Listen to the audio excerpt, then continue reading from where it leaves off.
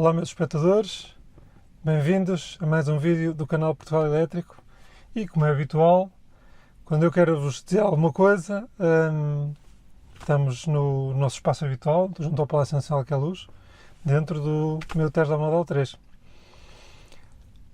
Ora bem, espero que não tenham estranhado muito a minha ausência, mas de facto depois da viagem à Europa, que foi muito quilómetro, na verdade, eu depois tenho estado ocupado com outras coisas, com a família, tive cá a família da Alemanha e tal, portanto só agora consegui um bocado de disponibilidade para vos falar, e é precisamente para vos falar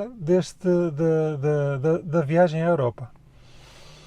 Ora bem, eu hoje vou tentar dar-vos, fazer algumas considerações sobre a road trip europeia, e que durante a viagem não foram faladas, e portanto eu não me lembrei disso, pelo menos a maior parte delas. Pronto, e então o primeiro, portanto, agora deixem-me dizer-vos que para quem não viu a totalidade, nós fomos, eu e a Fernanda fomos à Alemanha, mas não foi só a Alemanha, portanto, porque nós fomos desde Braga a Ellwangen, na Alemanha, e depois da Alemanha fomos ao Luxemburgo, à Bélgica, à Holanda, França, Espanha e Portugal. Portanto, visitámos todos esses países, embora não muito aprofundadamente, como é evidente, como o tempo era limitado, mas essa viagem foram cerca de 6.500 km na totalidade, e pronto, foi uma viagem muito interessante de fazer, a primeira vez que eu fiz com um carro elétrico, não é? Já tinha feito antes outras viagens à Europa, mas um carro a combustão. E pronto, as considerações que eu agora vou tecer são precisamente sobre essa viagem, e falarei inclusivamente dos custos, que pode ser muito útil para quem queira viajar para a Europa usando os supercarregadores da Tesla, portanto, ficando com uma ideia do custo de uma viagem destas.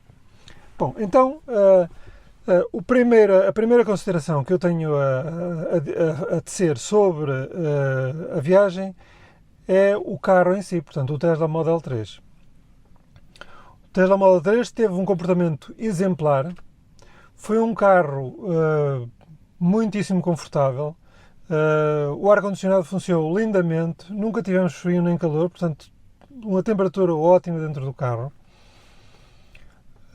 Quando o comportamento em estrada foi irrepreensível, nós andamos muito, quer por estradas nacionais, em França principalmente, quer por autoestradas, e não tivemos o menor problema com o carro, nem nada a apontar-lhe. Também ajudou o facto de, como vocês devem ter visto na viagem, eu considero-me um bom navegador, e portanto fui dando indicações à Fernanda muito precisas, e ela portanto só se teve praticamente de preocupar apenas com a condução. Agora, a segunda palavra vai para a rede de supercarregadores da Tesla, a rede europeia. É de facto uma rede fantástica, é a melhor rede de carregamento europeia que existe neste momento, sem dúvida alguma. Se não reparem, é uma rede muito rápida, portanto a gente carrega muito rapidamente, os postos são ou de 150 kW máximo ou de 250 kW máximo, o que no caso do Model 3 atinge exatamente a capacidade, a potência de carregamento que o Model 3 consegue carregar, 250 kW, e portanto passa-se muito pouco tempo nos supercarregadores e normalmente vai-se à casa de banho, come-se qualquer coisa e o carro fica pronto até antes de nós. Depois, é uma rede que está sempre muito bem localizada, porque há sempre um supercarregador por perto, inclusivamente, para quem não viu os vídeos, o carro, quando há um supercarregador que inicialmente tinha previsto parar lá, e se esse supercarregador está muito sobrecarregado, está muito ocupado, ele direciona-nos imediatamente para outro supercarregador e nós não temos que esperar tempo nenhum. Portanto, eu nunca esperei nesta viagem à Europa, nunca esperei em supercarregador nenhum. E depois é uma rede que está muito disponível. Portanto, lá está, para quem tem um Tesla, é uma rede à prova de tudo, não é? Portanto, como viram, quem viu os vídeos, quem não viu, aconselho a ir ver, porque de facto tem muitas indicações interessantes, é muito mais do que eu estou agora aqui a falar, não é? E portanto, a melhor rede europeia, sem qualquer dúvida. Outra consideração diz respeito às portagens, porque é assim, praticamente só em França é que nós pagamos portagens.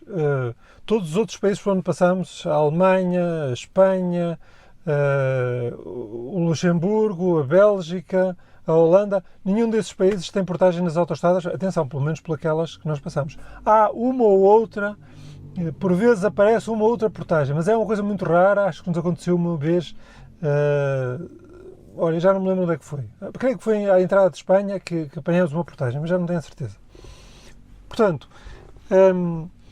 as portagens, nas primeiras viagens que eu fiz à Europa, com o meu outro carro, um híbrido, aconteceu que era uma grande chatice, porque a viagem foi feita em 2016, e era uma grande chatice as portagens porque tinha que se pagar com moedas e com notas, e estão a ver, não é?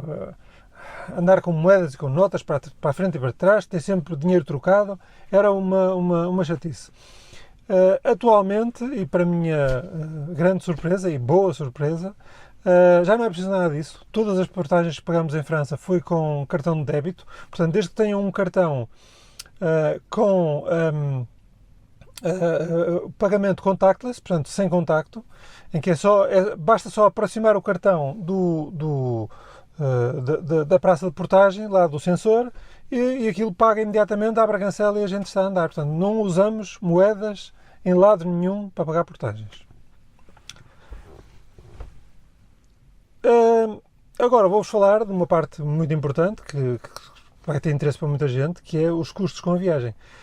Ora bem, aqui nos custos eu vou considerar apenas os carregamentos nos supercarregadores, que eu usei exclusivo, portanto praticamente não usei mais postos nenhuns. Ia preparado para isso, mas não usei. E portanto, eu vou-vos falar praticamente só nisso, porque, reparem, existem outros custos da viagem, como seja hotéis, mas isso depende muito de cada um e do que cada um está disposto a pagar, não é verdade? Tanto se pode ir para um hotel de 50 euros como para um hotel de 500, portanto tudo depende da pessoa, portanto isso não considerei.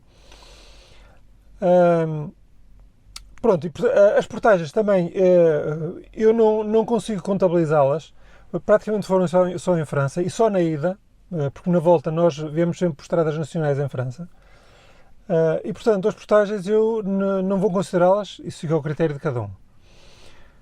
Concentrando-nos então, portanto, a viagem de ida foram cerca de 3.200 km e custaram 140 euros na totalidade.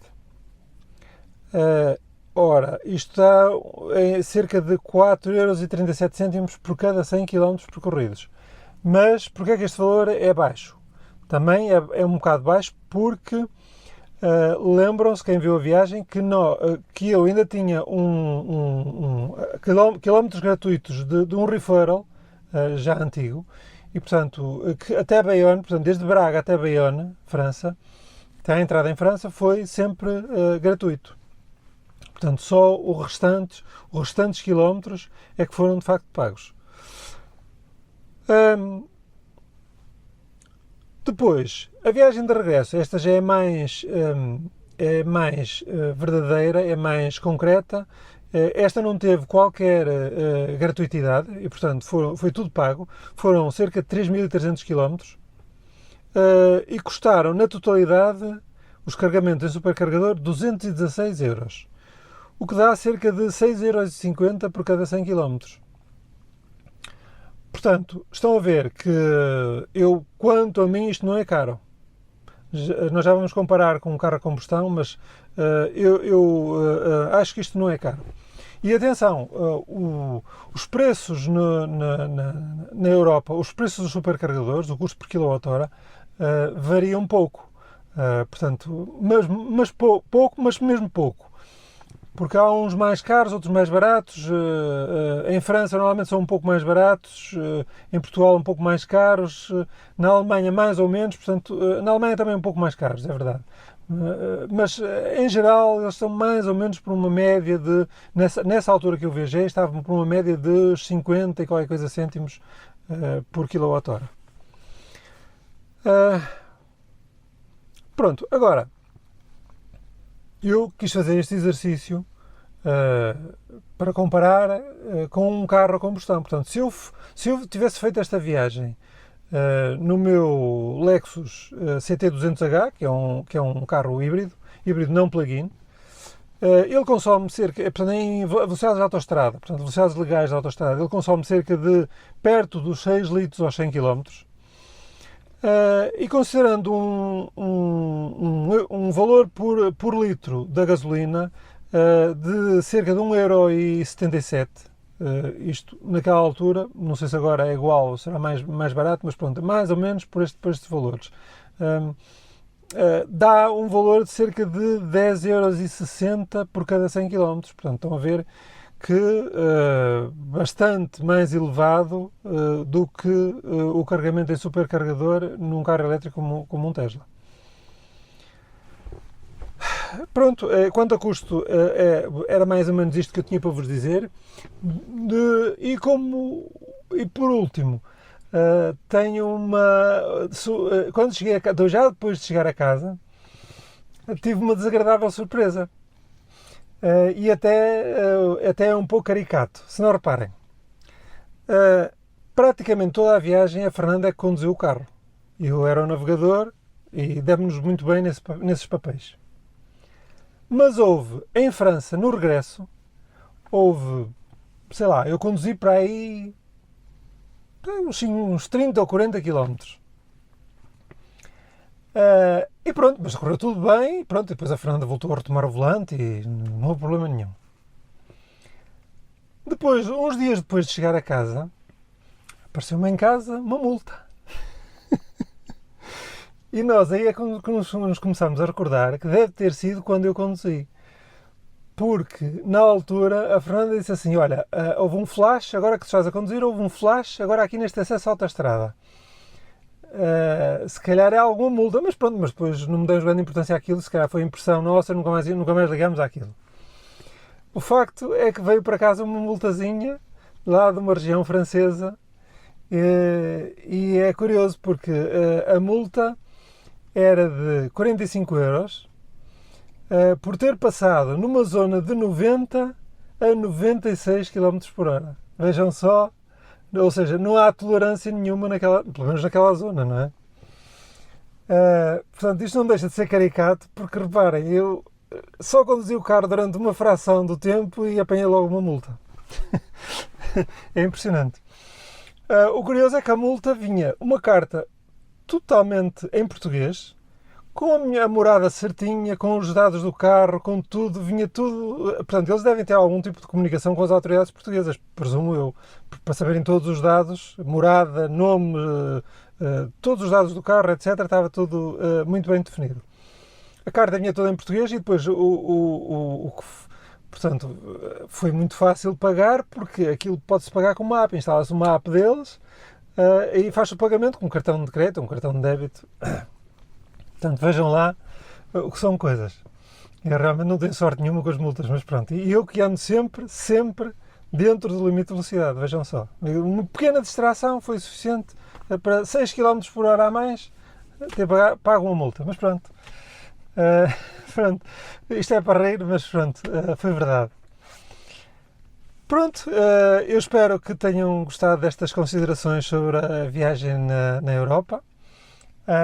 Eu tenho já preparado mais um vídeo interessante sobre uma viagem que eu fiz a Braga e que vai ser interessante porque foi feita, a ida foi feita sem carregar nos supercarregadores, portanto usando a rede pública, e a volta foi feita sem carregar. Isso ficará para o próximo vídeo. Se gostaram, subscrevam o canal, façam like, comentem, falem sobre as vossas experiências em viagens, nomeadamente pela Europa, se a tiverem, que é sempre interessante para quem depois vai ler os comentários dos vídeos. Façam like, cliquem no botão de obrigado se quiserem oferecer alguma coisa ao canal e pronto, um abraço e até ao próximo vídeo.